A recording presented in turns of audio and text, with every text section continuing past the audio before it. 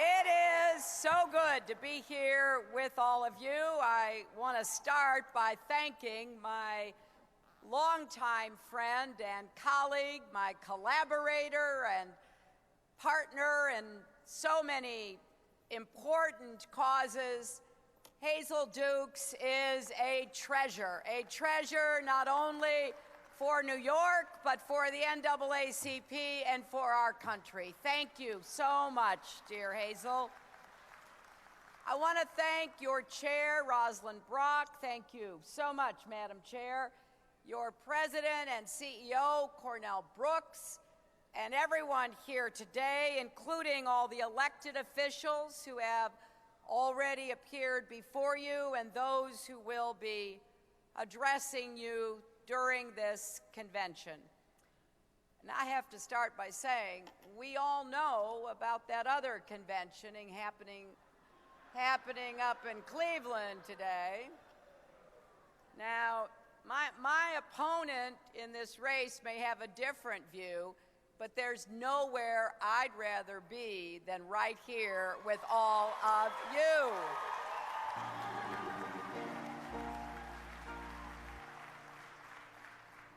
For more than a century, you've been on the front lines, pushing America to become a better, fairer country. You and your noble predecessors have marched, sat in, stood up, spoke out, all to bring us closer to our founding ideals of equality for all. And yes, we have made progress. We can see the results in classrooms where children of all races sit side by side, in boardrooms and break rooms where workers of all backgrounds are able to earn a living and support their families, at every level of government, where more and more the people we elect to represent America actually look like America, and of course, in the White House with our wonderful President and First Lady and their daughters, Barack and Michelle Obama. So as the President has said, indeed as he exemplifies, we've come a long way, but you know, and I know, that we have so much further to go. We were cruelly reminded of that with the recent deaths of Alton, Sterling, and Philando, Castile, 2 more black men killed in police incidents, this time in Louisiana and Minnesota. And then in Dallas, 5 police officers killed while serving and protecting peaceful protesters targeted because they were police. And then, of course, yesterday, 3 police officers murdered in an apparent premeditated ambush in Baton Rouge. This madness has to stop.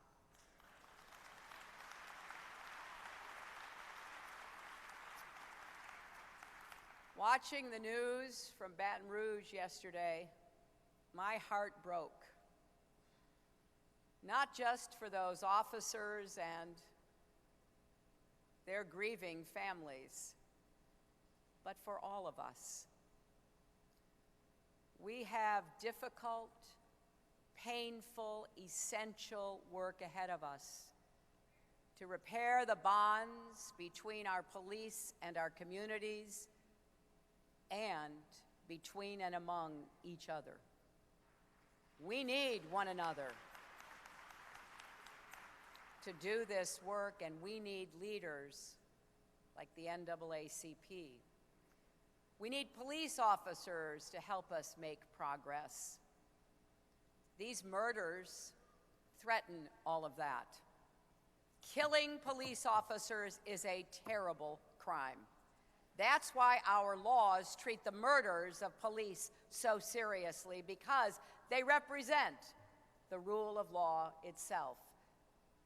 If you take aim at that, and at them you take aim at all of us.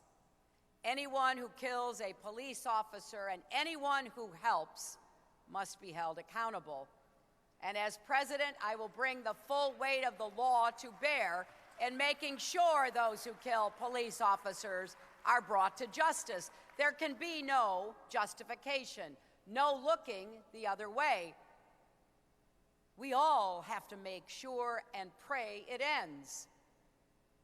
The officers killed yesterday in Baton Rouge were named Montrell Jackson, Matthew Gerald, Brad Garofalo. When they died, they were responding to a call about a man with a gun. How many families, how many more families would be paying the price if we did not have brave men and women answering those calls? That's why I'm haunted by the image of what the officers in Dallas were doing when they died. Protecting a peaceful march, talking with the protesters. Where would our democracy be without courageous people willing to do that? So we all need to be partners in making law enforcement as secure and effective as it needs to be. That means investing in our police, in training on the proper use of force, especially lethal force, how to avoid using force to resolve incidents.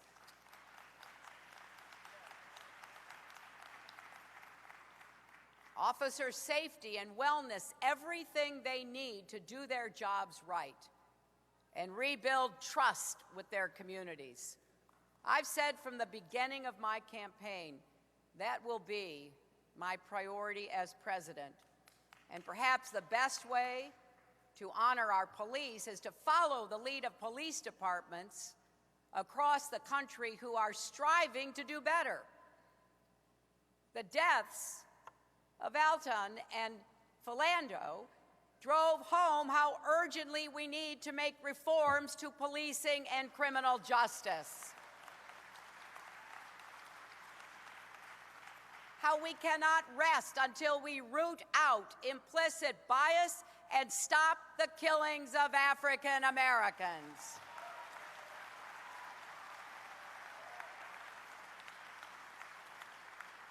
Because there is, as you know so well, another hard truth at the heart of this complex matter. Many African Americans fear the police. I can hear you, some of you in this room.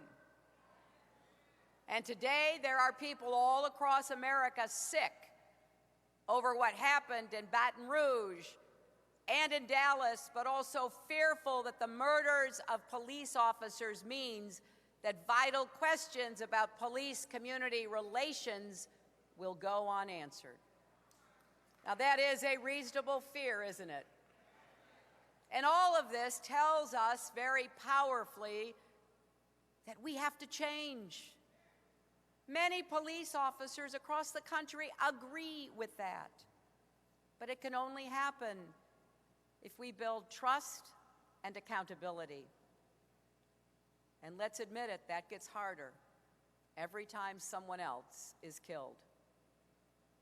So now is the time for all good people who agree that these senseless killings must end to stand up, speak out loudly and clearly.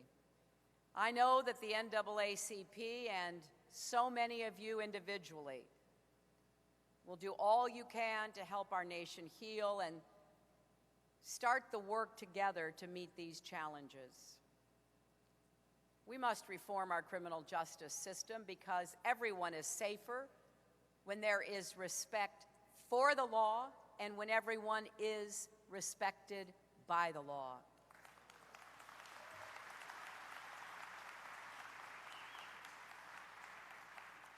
And let's admit it, there is clear evidence that African Americans are disproportionately killed in police incidents compared to any other group. and African American men are far more likely to be stopped and searched by police, charged with crimes, and sentenced to longer prison terms than white men convicted of the same offenses. These facts tell us something is profoundly wrong. We can't ignore that. We can't wish it away. We have to make it right. That means end-to-end reform in our criminal justice system, not half measures, but a full commitment with real follow-through. That's why the very first speech I gave in this campaign back in April of 2015 was about criminal justice reform. And the next president should make a commitment to fight for the reforms we so desperately need, holding police departments like Ferguson accountable,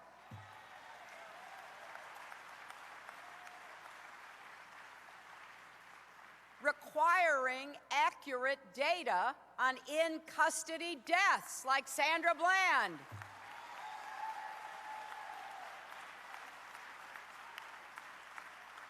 creating clear national guidelines on the use of force, especially lethal force, supporting independent investigations of fatal encounters with the police. So I pledge to you, I will start taking action on day one and every day after that until we get this done.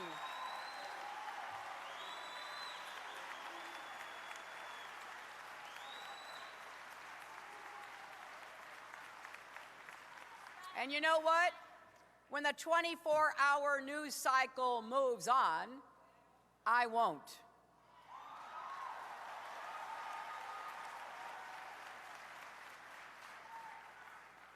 This is too important. This goes to the heart of who we are.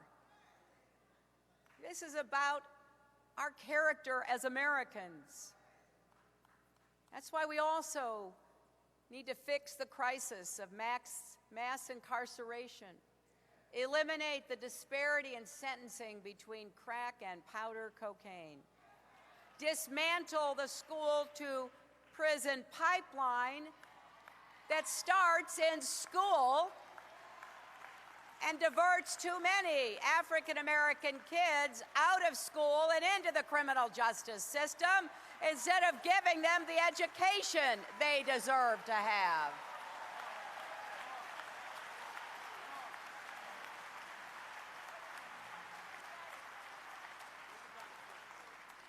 And we need to do, all of us need to do, and I look forward to working with the NAACP, we need to do a much better job helping people who have paid their debt to society find jobs and support when they get out.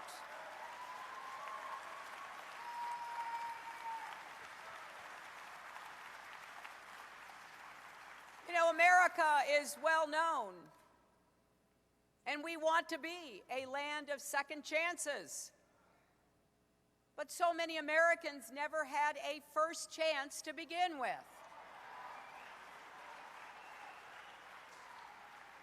So let's give everyone a fair chance at rebuilding their lives. As Abraham Lincoln said, give everyone a fair chance in the race of life.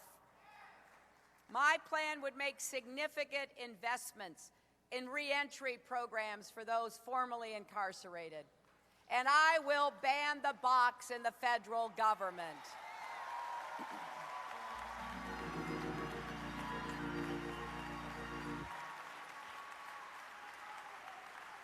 People deserve a real shot at an interview instead of being told no right out of the gate. And then beyond criminal justice, we must fight for common sense reforms to stop gun violence.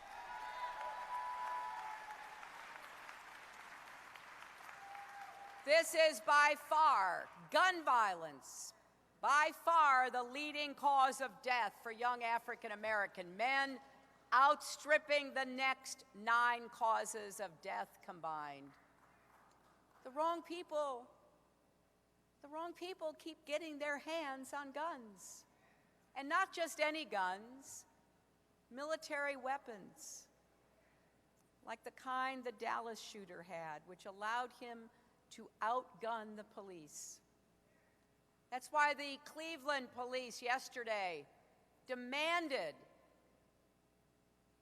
that the state suspend the open carrying of weapons on the streets during the Republican National Convention. And last week, the extraordinary, inspiring Dallas Police Chief, Chief Brown, told lawmakers, "Do your job, we're doing ours," he said. He's right when he went on to say, "We're putting our lives on the line." We've got to do better, and people who should care about protecting police officers should be committed to getting assault weapons off the streets to start with.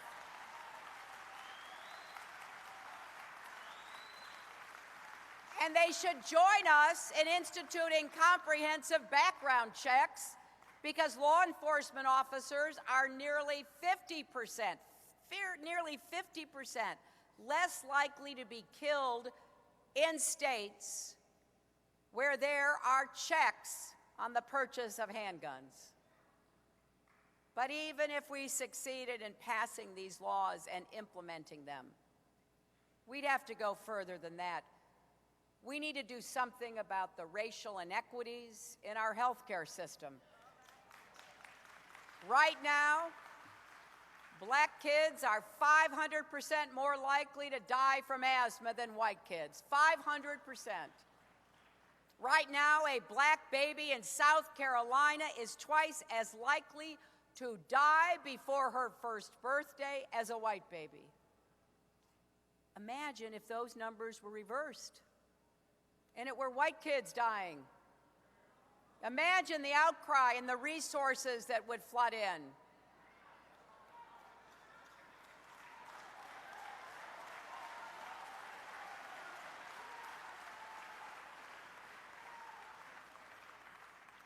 And let's do everything we can to create more jobs in places where unemployment remains stubbornly high after generations of underinvestment and neglect. I'm a big fan of Congressman Jim Clyburn's 10-20-30 plan, steering 10% of federal investments to neighborhoods where 20% of the population has been living below the poverty line for 30 years.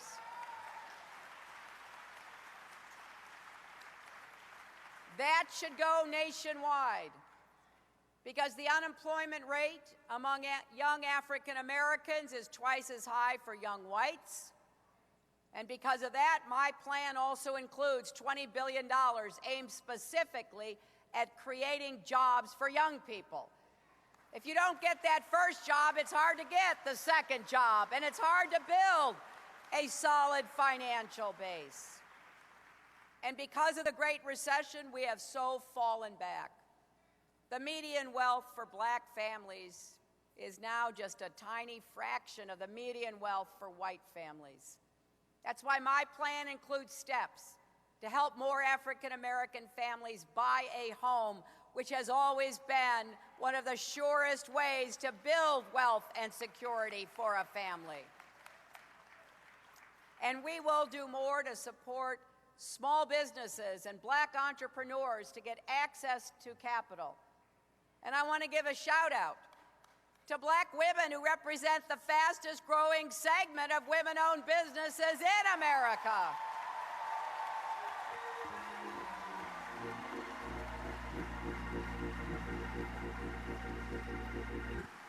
I want to unleash all of that energy and all of that talent. We need to view these issues also as part of the struggle for civil rights.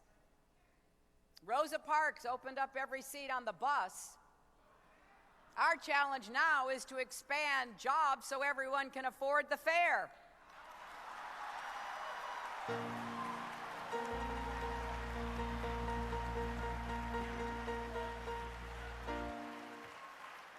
And let's ensure that the bus route reaches every neighborhood and connects every family with safe, affordable housing, good jobs, and quality schools.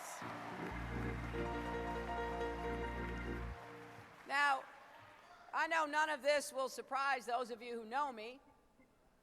I do have a lot of plans. You can go to my website, HillaryClinton.com, and read our full agenda. Because you see, I have this old-fashioned idea. If you're running for president, you should say exactly what you want to do and how you will get it done.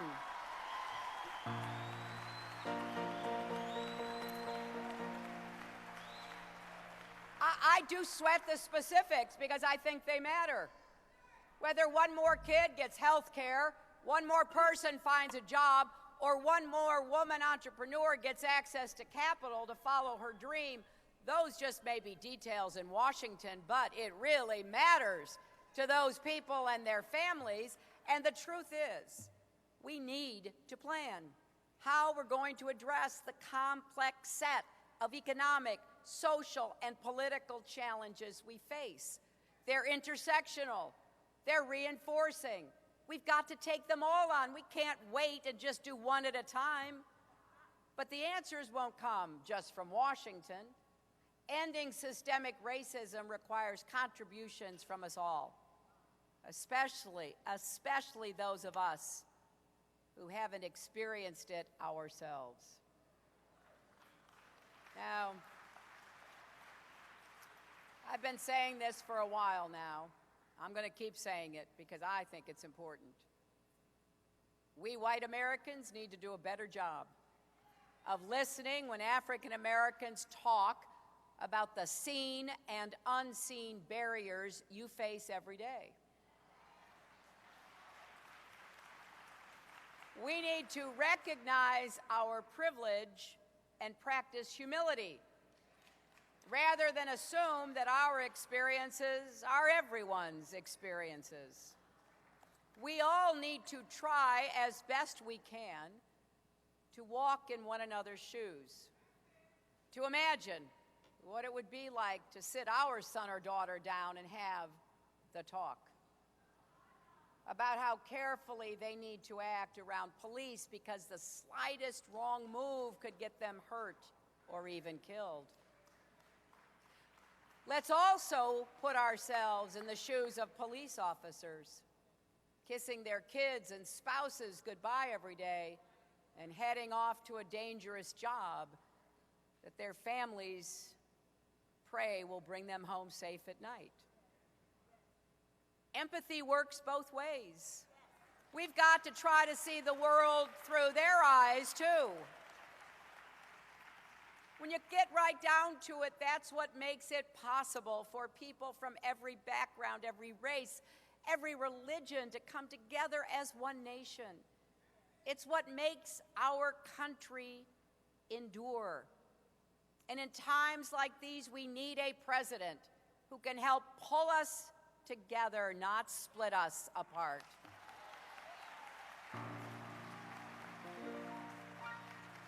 I will work every single day to do just that. And what I'm about to say, I say with no satisfaction. The Republican nominee for president will do the exact opposite.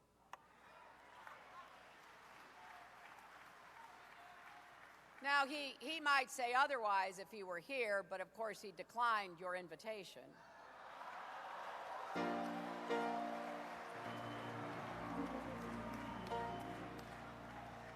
So all we can go on is what he has said and done in the past.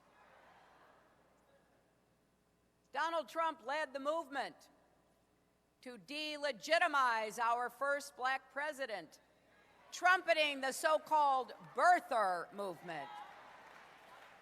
Donald Trump plays coy with white supremacists. Donald Trump insults Mexican immigrants, even an American judge born of Mexican heritage. Donald Trump demeans women. Donald Trump wants to ban an entire religion from entering our country. And Donald Trump loves to talk to the press. But let's not forget, let us not forget, the first time Donald Trump was quoted in the New York Times was in 1973, when the Justice Department went after his company for refusing to rent apartments to African Americans.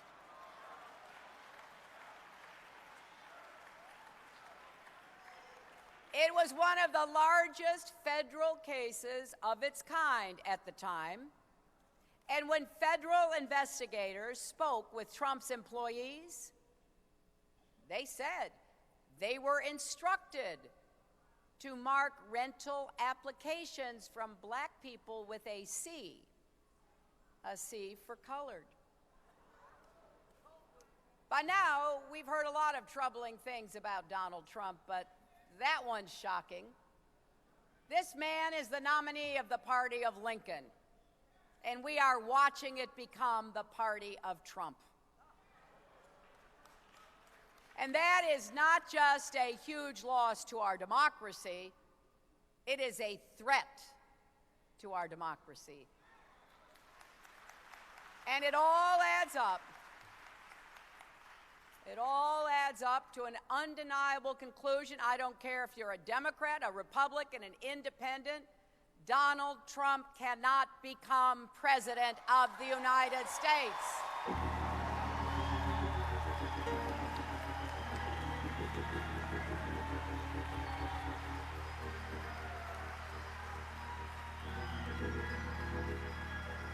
And you know,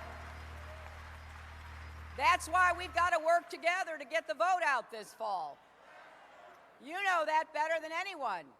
That's why the theme of this conference is Our Lives Matter, Our Votes Count. I agree with both of that. And now I think your votes count more than ever. That's why we've got to stand up against any attempt to roll back the clock on voting rights. Encourage everyone we know to stand up and be counted in this November election. As Dr. King said, our lives begin to end when we become silent about things that matter. None of us can afford to be silent with so much at stake.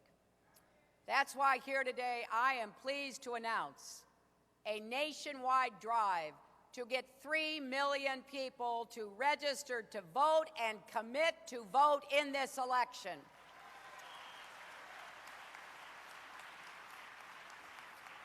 We are hosting more than 500 registration events this week across the country.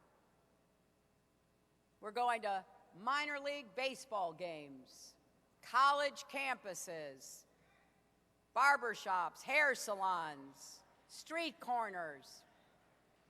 And with those we cannot connect with in person, we've created an online one-stop shop voter registration tool in English and Spanish. And my team in Ohio wanted me to make sure you all know we are hiring.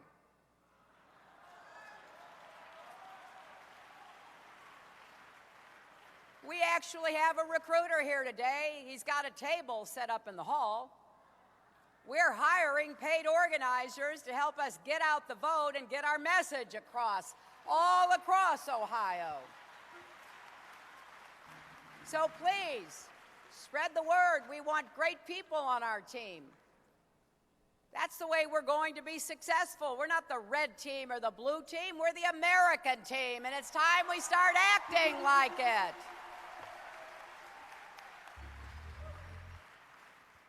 I have no doubt we can rise to meet these challenges if we stand together. No doubt at all. And if we are looking for inspiration,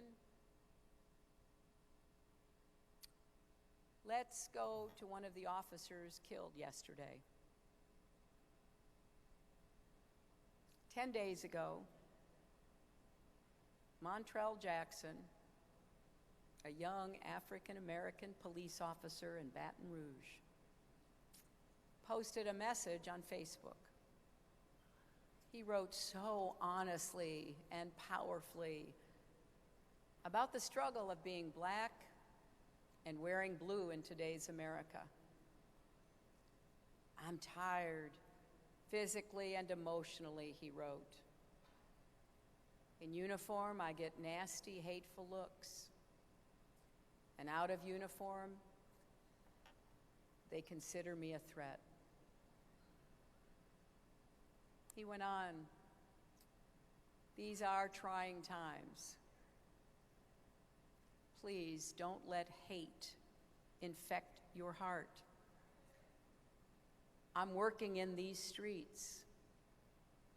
So any protesters, officers, friends, family, or whoever, if you see me, Montrell said, and need a hug or want to say a prayer, I got you.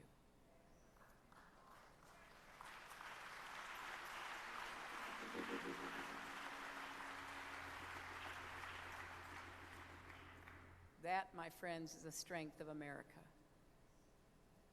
Men like Montrell Jackson.